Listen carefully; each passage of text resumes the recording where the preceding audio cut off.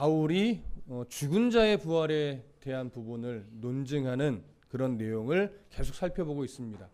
우리가 여러 주에 걸쳐서 보기 때문에 마치 비슷한 내용들이 계속 반복되는 것 같지만 사실은 한 편의 어떤 서신이지요. 그래서 그들은 원래 수신자들은 이것은 한 편에 쭉 듣는 그런 내용입니다. 다만 우리가 그 시대 사람이 아니기 때문에 또 그 문화와 그 언어에 익숙하지 않기 때문에 이것을 거의 1년 가까이 걸쳐서 쪼개어서 보고 있을 뿐입니다.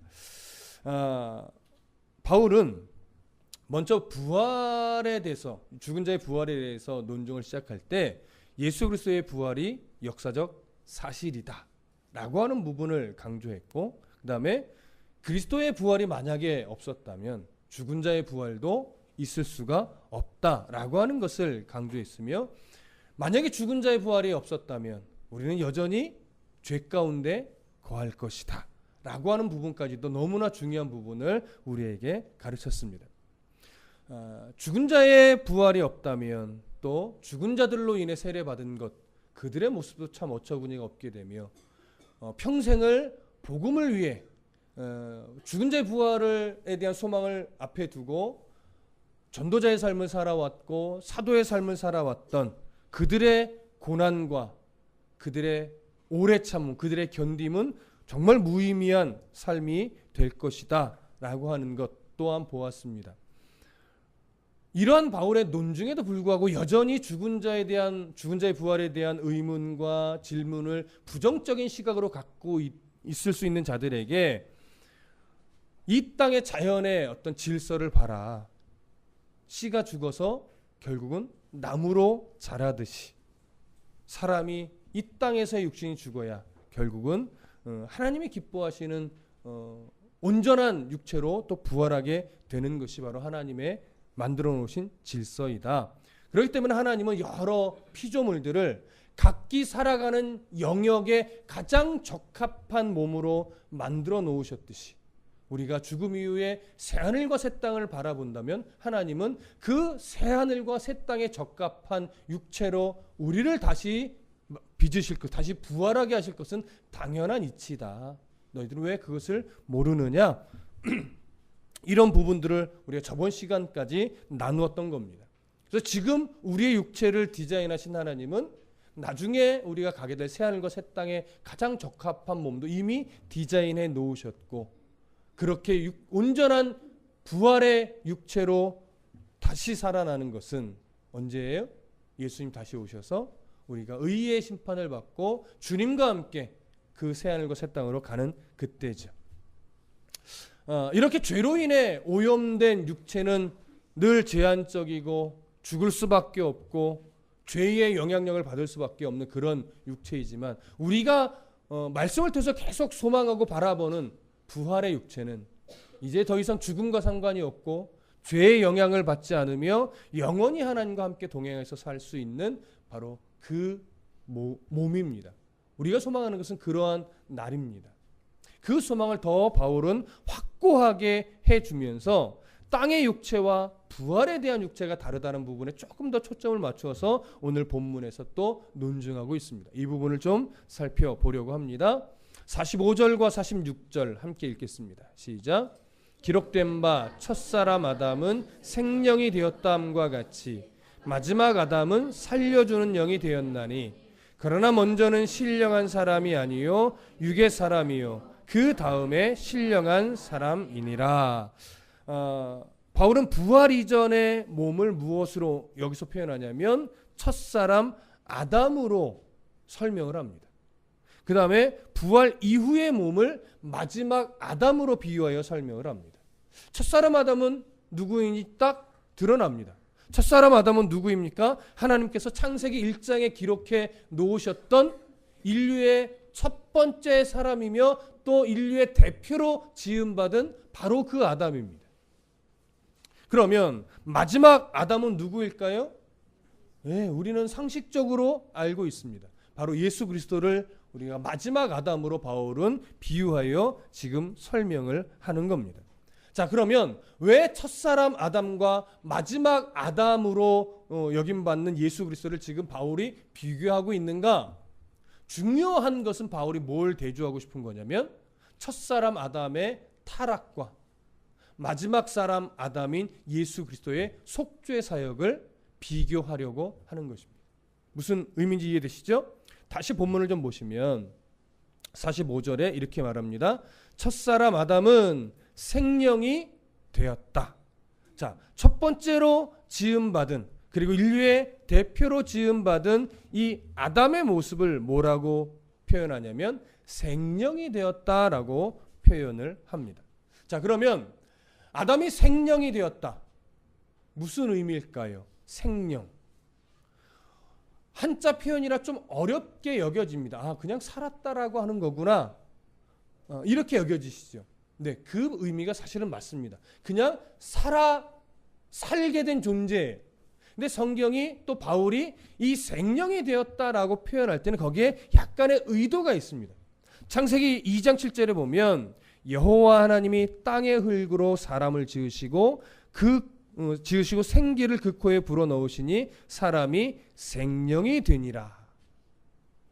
살아있는 존재가 됐다라고 하는 것이죠. 여기에는 어떠한 바울의 초점이 있냐면 아담은 스스로 생명을 만들어낸 자가 아니라 생명을 부여받은 존재라고 하는 의미가 있습니다. 아담은 그렇게 유한한 존재입니다. 스스로 생명을 만들어내는 자가 아니라 생명을 부여받는 그런 피조물일 뿐입니다. 이렇게 지음받은 육체를 바울은 46절에서 또 이렇게 설명합니다. 그러나 먼저는 신령한 사람이 아니요 육의 사람이라 라고 설명을 합니다. 그 육의 사람, 이것이 바로 45절에서 말하고 있는 생명이 된 아담과 동일한 표현입니다. 그럼 육의 사람 어떤 의미일까요? 육의 사람 무엇과 비교를 해봐야 정확하게 알아요? 46절에 보면 신령한 사람과 바울은 지금 비교를 하고 있는 것을 알 수 있습니다. 자, 그러면 육의 사람은 어디에 적합한 몸일까요? 이 땅에 적합한 몸을 가진 사람을 말하죠. 그러면 신령한 사람은 어디에 적합한 몸을 가진 사람일까요? 새하늘과 새 땅에 적합한 몸을 가진 사람입니다. 그런데 한글 성경이 이것을 신령한 사람이다라고 비교를 하니까 마치 어떤 느낌이 들어요? 흰 도포자락을 입고 흰 수염을 기르고 큰 막대기를 들고 있거나 아니면 그냥 홀령이 되어서 막 이 공간을 자유자재로 그냥 공간의 제약을 받지 않고 날아다니는 그런 어떤 신령한 뭐 이런 식의 이미지가 좀 떠오를 수 있습니다. 그러나 우리가 저번 시간에도 얘기했지만 여기서 신령하다라고 하는 것은 그런 식의 막 자유자재로 막 몸이 없이 막 이런 식의 신령함이 아니라 성령으로 인해서 새하늘과 새 땅에 적합한 몸으로 새롭게 만들어진, 새롭게 지음받은 그 육체, 영화로운 육체. 조금 더 구체적으로 표현하면 죄의 영향을 받지 않고 죽음이라는 것이 없으며 하나님과 영원히 거할 수 있는 새하늘과 새 땅에 적합한 육체로 지음받은 새 사람을 말하는 겁니다. 이것을 쉽게 부활의 육체라고 말하는 것이죠. 쉬운 표현을 제가 자꾸 어렵게 설명하는 겁니다. 어떻게 말하면. 그러니까 46절에서 말하는 육의 사람은 그냥 지금 이 육체를 말해요. 신령한 사람은 예수님이 이 땅에 재림하신 이후에 우리가 부활한 육체를 말하는 겁니다. 쉽게 이야기하면. 그러나 이 부분에 대한 이해가 당시 고린도 사람들 중에는 이 이해를 너무나 자의적으로 이해를 하는 사람들이 있었기 때문에 바울이 이렇게 장황하게 지금 설명할 수밖에 없는 겁니다. 그래서 육의 사람은 부활 이전의 육체, 근데 신령한 사람은 부활 이후의 육체를 결국은 말하는 겁니다. 자, 그러면 45절을 다시 한번 보시면 중간 이후에 또 이렇게 얘기합니다. 마지막 아담은 어떻게 해요? 살려주는 영이 되었다. 자, 무엇을 강조하기 위한 표현일까요? 예수 그리스도는 살려주는 영이 되었다라고 합니다. 예수님은 생명을 부여받은 존재가 아니라 생명을 주는 존재예요. 창조주이시죠. 물론 태초의 천지를 창조할 때도 예수님은 함께 동참하신 창조주입니다. 그러나 여기서의 초점은 어떤 생명을 주시는 거예요? 아담이 하나님으로부터 생명을 부여받은 아담이 타락하여 어떤 존재가 됐어요? 죽는 존재가 됐어요. 단순한 죽음이 아니라 하나님과 완전히 단절되는 그런 존재가 되었다라고 하는 겁니다. 영원히 하나님과 단절된 존재가 되었음을 가시적으로 보여주는 현상이 뭐예요? 그게 육체의 죽음이란 말이죠. 아담은 그렇게 죽을 수밖에 없는 타락한 자가 됐어요. 그런 타락한 우리들에게 뭘 주시는 분이 예수님이에요? 영원한 생명. 하나님과 영원히 거할 수 있는 관계의 생명. 죽음과 상관이 없고 더 이상 죄의 영향을 받지 않는, 그래서 타락하지 않을 수 있는 그러한 생명을 주시는 분이라는 거죠. 그렇다면 그러한 생명을 주시는 예수님은 우리에게 그런 생명을 주실 때 그 출발점을 어디로 삼으십니까? 오늘 바울의 초점에서는 바로 예수 그리스도의 속죄 사역이죠. 십자가에서의 그 죽음에서부터 우리의 이 새롭게 창조될, 죄와 상관이 없고 영원한 삶을 죽음과 관련이 없으며 하나님과 영원히 거할 수 있는 이 삶의 모습은 예수 그리스도의 십자가의 죽음에서부터 출발을 하는 겁니다. 그 관계 속에서 나중에 부여받을 이 부활의 육체가 바로 신령한 몸이 되는 겁니다. 근데 46절에 보면 순서를 이야기합니다. 바울이 46절을 다시 보시면, 그러나 먼저는 신령한 사람이 아니요 육의 사람이요 그 다음에는 신령한 사람이라. 자, 먼저는, 그리고 그 다음에는 순서적인 표현을 바울이 지금 사용하고 있습니다. 뭘 강조하고 싶은 거겠습니까? 지금 이 땅에 죄의 영향을 이미 받고 있고 우리가 예수 그리스도를 믿었지만 여전히 아직은 죄의 습성을 가지고 있는 이 유한한 육체, 이 육체가 결국은 어떻게 해야 된다는 거예요? 죽어야 된다는 얘기예요.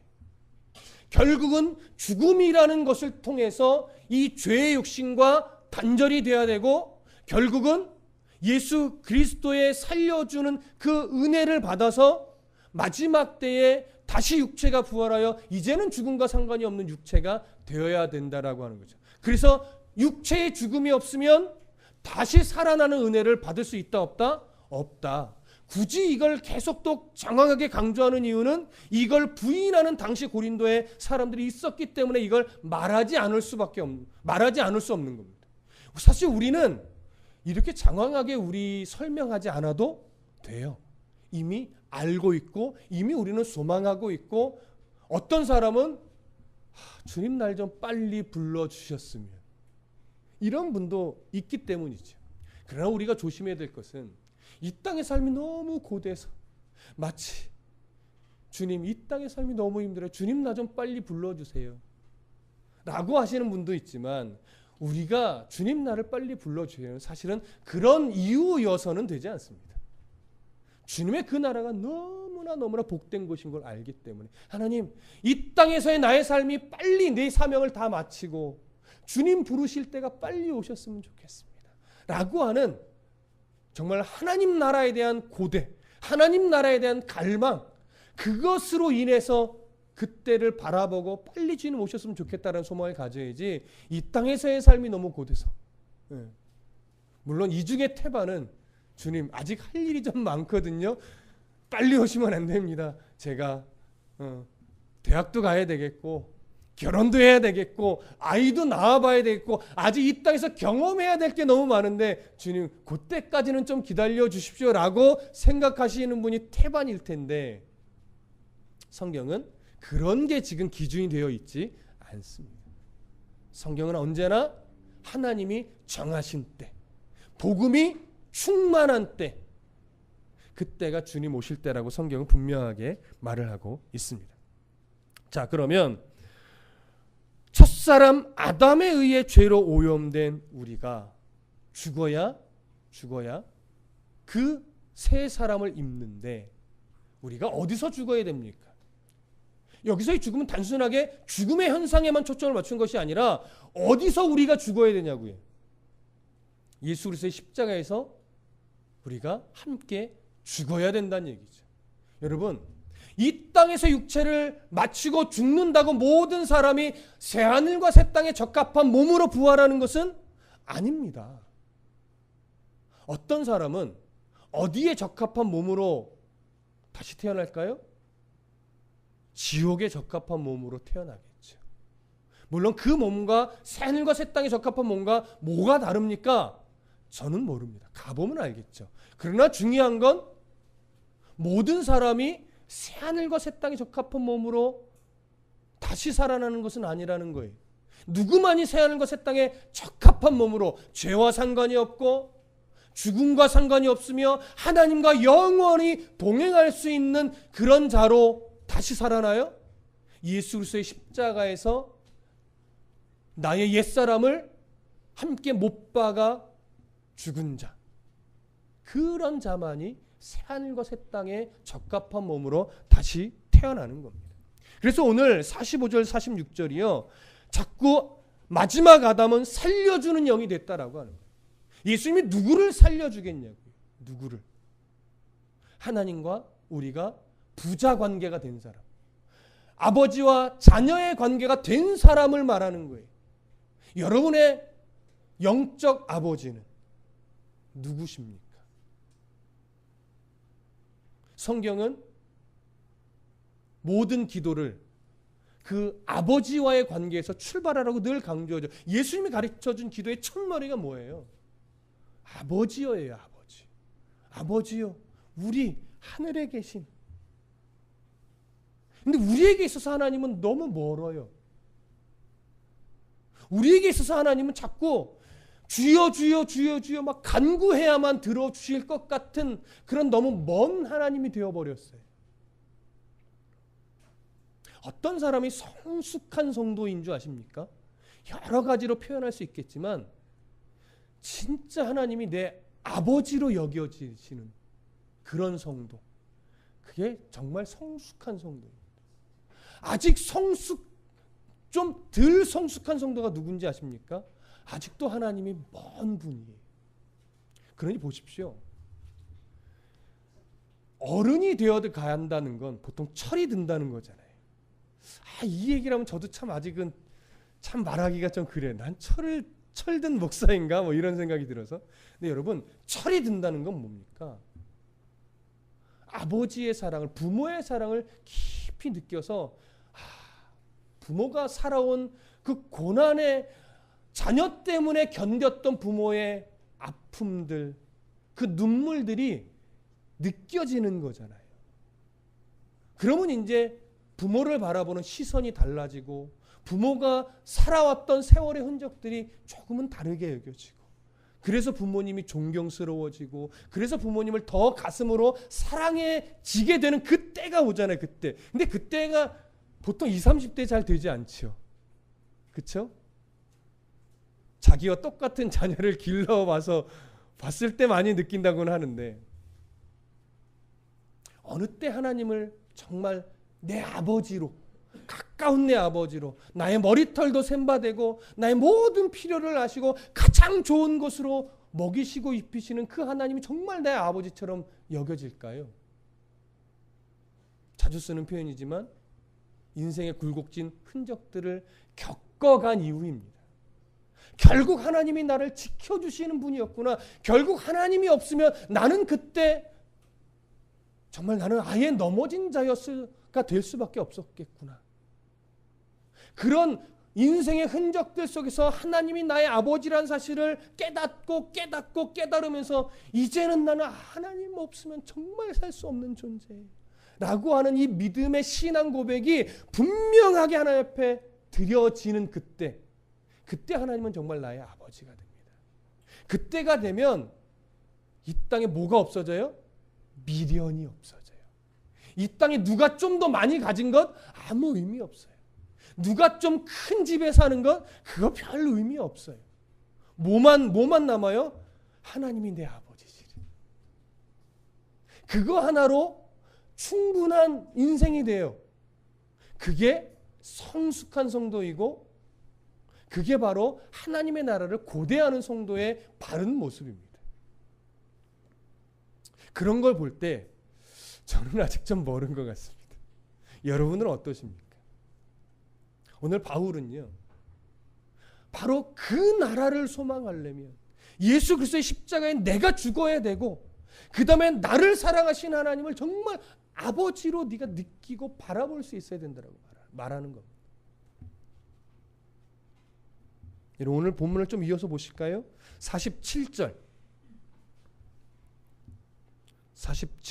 함께 읽습니다. 시작. 첫사람 아담은 땅에서 났으니 흙에 속한 자이거니와 둘째 사람은 하늘에서 나셨느니라. 자, 첫사람 아담은요, 흙에 속한 자래, 그저 피조물이래요. 창조의 대상일 뿐이에요. 근데 둘째 사람 아담, 바로 예수 그리스도는 피조물이 아니라 창조의 대상으로서 하늘에 속한 창조자래요. 그분이, 그 예수님이 이제 어떻게 해주시냐면 48절 함께 읽습니다. 시작. 무릇 흙에 속한 자들은 저 흙에 속한 자와 같고 무릇 하늘에 속한 자들은 저 하늘에 속한 이와 같으니. 자, 육에 속한 자들은 아담처럼 결국 죄에 오염되어 있고 썩어질 존재이고 부정한 존재이고 약한 존재이고 결국은 죽을 수밖에 없는 그런 유한한 존재예요. 그런데 예수 그리스도와 함께 십자가에 못 박힌 자들은 예수 그리스도로 인해서 어떤 존재로 이제 되어지냐면 하늘에 속한 이처럼 되는 존재예요.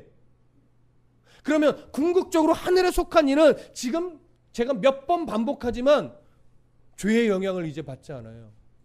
죽음에 대한 공포가 이제는 없어. 왜? 죽지 않는 자가 되니까. 그리고 나의 그런 아버지, 이 땅의 아버지로 모델이 되지만 이 땅의 부모와는 정말 비교될 수 없는 그 하늘의 아버지와 영원히 거하는 새하늘과 새 땅에 적합한 몸을 입어 그곳에서 살아가는 존재가 되는데, 이 땅에서의 삶은 어떤 과정이에요? 바로 그때를 소망하며 그때의 모습을 지금 훈련하여 조금씩 닮아져가는 그런 삶인 거예요. 예수님이 우리를 그렇게 하늘에 속한 자로 훈련해 가셔서 끝내는 하늘에 속한 자로 만들어 놓으신다는 거죠. 그때가 바로 우리가 부활할 때예요. 부활하기 전에는 이 땅의 죄의 영향을 아직은 받지만 예수 그리스도의 은혜로 말미암아 이 땅에 소망을 두던 시선을 하늘의 소망을 두는 시선으로 바꾸고, 이 땅에서 잘 사는 것만 목표가 되던 이가 하나님 나라의 보물을 쌓는 이로 바꾸어 가시고, 이러면서 우리를 훈련하고 다듬고 하늘 소망을 갖고 사는 자로 하나님이 끝내 만드신다는 거예요. 여러분 걱정하지 마십시오. 여러분들은 하나님이 끝내 하늘에 속한 성품으로 만들어 가실 자이고 끝내 하늘에 속한 자가 되어 영원히 하나님 나라의 하나님의 자녀로 살아가는 자입니다. 언젠가 우리는 하나님 나라에서 다 만나요. 성경의 증언을 토대로 보면 저분이 그때 다드림교회 목사였네.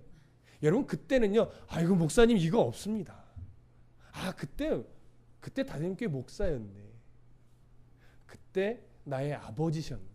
그때 나의 딸이었네 하면서 아마 동등한 위치에서 함께 하나님을 섬기며 찬송하며 그렇게 살아갈 겁니다. 그때 어떤 기쁨일지 사실은 감히 측량이 되지 않습니다.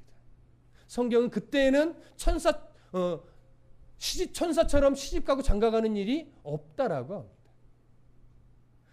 이 땅에 살 때 나의 아내였고 나의 남편이었고 나의 부모였고 나의 자녀였고 그때 어느 교회 목회자였고, 근데 다행히 아마도 우리의 부끄러운 모습들은 서로 알지 못할 겁니다. 왜요? 아사셀의 어린 양처럼 우리들은 모든 죄는 하나님이 기억하지 않겠다고 하셨기 때문에 하나님이 기억하지 않는데 우리가 그런 모습을 기억해내고 저 목사 이 땅일 때 뭐 그랬어 라고 하면서 손가락질하거나 이런 게 없는 곳이라는 거예요. 여러분 너무 걱정하지는 마십시오. 그러니 함부로 살란 얘기는 아니 이걸 꼭 그렇게 받으시는 분들이 있다. 그때는 다 잊어버린다. 그러니까 지금 막 살자고. 그거 아니에요. 자, 또 이어서 좀 보실까요? 하나님 그렇게 우리를 이제 바꿔가시는데 마지막 49절 함께 읽습니다. 시작. 우리가 흙에 속한 자의 형상을 입은 것 같이 또한 하늘에 속한 이의 형상을 입으리라. 이게 하나님이 정하신 겁니다. 아담을 인류 대표로 하나님이 지으셨어요. 그래서 그의 불순종을 어쩔 수 없이 우리가 입어버린 거예요. 그가 죄를 저지르고 불순종하여 하나님과 관계가 끊어졌기 때문에 우리도 끊어진 자로 태어난 거란 말이죠. 그러나 하나님은요, 그래서 다시 우리를 예수 그리스도에게 속한 자로, 예수 그리스도를 다시 인류의 대표로 이 땅에 보내셨고, 그로 인해 하나님과 단절된 우리를 속죄하게 하셔서 다시 하나님과 부모와 자녀의 관계로 하나님이 이어 놓으셨다라고 하는 것이죠. 아담이 처한 결과를 새 피조물로 극복하게 하신 것이 예수 그리스도십니다. 우리는 그 소망 안에 지금 거해 있는 자예요. 그래서 우리의 소망을 예수 그리스도가 바꿔가시는데 어디를 바라보는 소망이요? 바로 새하늘과 새 땅을 바라보는 소망을 가진 자로 살아가게 하시는 겁니다. 고린도후서 3장 16절부터 18절을 보시면 그러나 언제든지 주께로 돌아가면 그 수건이 벗겨지리라. 주는 영이시니 주의 영이 계신 곳에는 자유가 있느니라. 우리가 다 수건을 벗은 얼굴로 거울을 보는 것 같이 주의 영광을 보매 그와 같은 형상으로 변화하여 영광에서 영광에 이르니 곧 주의 영으로 말미암음이니라. 우리가 부활의 소망을 가지고 오늘 살아간다면 아마 우리는 이 땅에서의 어떠한 것들 때문에 연연하는 자가 아니라 그런 것과 상관없이 내가 얼마나 복된 자이구나를 알고 오늘 하루를 내가 하나님의 자녀로 살아간다는 것이 얼마나 고마운 일인가, 얼마나 감사한 일인가를 아는 자로 살아가게 될 겁니다. 많은 사람들이 하루하루가 지칩니다. 많은 사람들이 하루하루가 참 피곤합니다. 많은 사람들이 하루하루가 참 억울한 듯 살아가는 사람이 참 많습니다. 근데 실제로 그분들의 삶을 보면 힘들고 억울하고 참 아픔이 많습니다. 근데 그걸 이 땅에서 무엇인가를 가짐으로 말미암아 그걸 해결하려고 하면 여러분 해결이 될까요? 되지 않더라고요.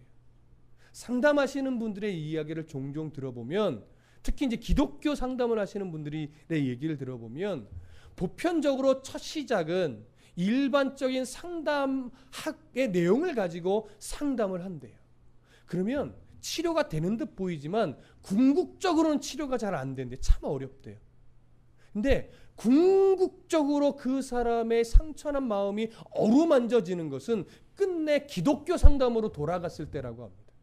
그에게 하나님을 만나게 하고 그에게 하나님이 얼마나 당신을 사랑한지를 알게 하고 이 땅에서의 고난이 왜 우리를 성숙하게 만드는지를 말씀 안에 그에게 깨닫도록 알려주고 그가 그걸 받아들일 때 모든 아픔이 회복이 된대요.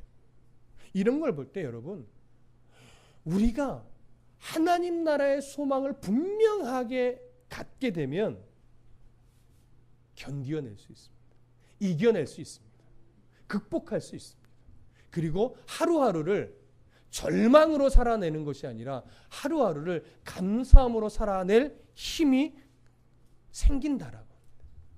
근데 그건 성경에서 발견하는 것이고 제가 여러분들의 삶을 통해 보고 있는 것들입니다.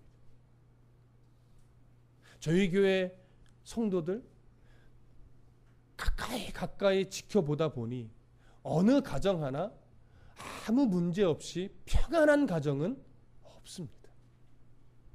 근데 말씀을 받고 그 말씀을 아멘으로 화답하며 그 말씀이 정말 하나님의 신실하신 약속임을 굳건하게 붙잡고 그대로 살아가려는 씨름을 하다 보니까 성도들의 표정이 절망에 연연하거나 아픔에 연연하거나 나는 왜 이래 여기에 끌려다니지 않고 오히려 그 위에 계신 하나님을 바라보면서 의연해지시는 걸 제가 봐요. 그러면서 뭘 배워요? 저게 신앙이구나. 아, 저게 성숙함이구나. 이걸 봅니다. 그걸 제가 배우는 거죠. 그래서 여러분, 오늘 이 소망을 다시 한번 가슴에 새기시면서 스스로를 좀 위로하셨으면 좋겠어요. 어떻게 해요? 아, 내가 이렇게 복된 존재인데, 내가 왜 이렇게 이 땅에 조금 없는 것 때문에, 물론 조금 많이도 있겠죠. 왜 이렇게 없는 것 때문에 전전긍긍하며 살아갔었는지. 하나님이 내 아버지인데, 하나님이 나를 버려두시지 않는 하나님을 성경은 끊임없이 우리에게 가르쳐 주셨는데, 그리고 지금까지도 살게 하셨는데, 왜 나는 그렇게 없는 것 때문에 전전긍긍하며 살았는가? 그래서 스스로를 좀 다독거리셔요. 이제 괜찮아. 하나님이 내 아버지시잖아. 이제 괜찮아. 하나님이 내게 천국의 소망을 주셨잖아. 내가 이 땅에 무엇 있는 것 때문에 살아가는 자가 아니라 나는 저 하늘에 소망을 두고 살아가는 자잖아. 그래, 그러니 하나님이 나를 성숙하게 만들어 가기 위해서 주시는 이 땅의 고난 잘 받아내자. 그리고 소망 있는 자로 살아가자. 나는 하늘에 속한 자잖아. 여러분, 이 고백이 정말 여러분들의 가슴 속에서 나오는 고백이 되어지기를 소망합니다. 우리에게 하늘 소망을 주신 하나님은 우리에게 바로 이런 하늘에 속한 이의 형상을 입으리라 약속하셨습니다. 하늘에 속한 형상을 입어 그 나라에서 하나님과 영원히 살 그 복된 날을 고대하면서 오늘을 소망 있는 자로 살아내는 저와 여러분들 되시기를 간절히 축복합니다.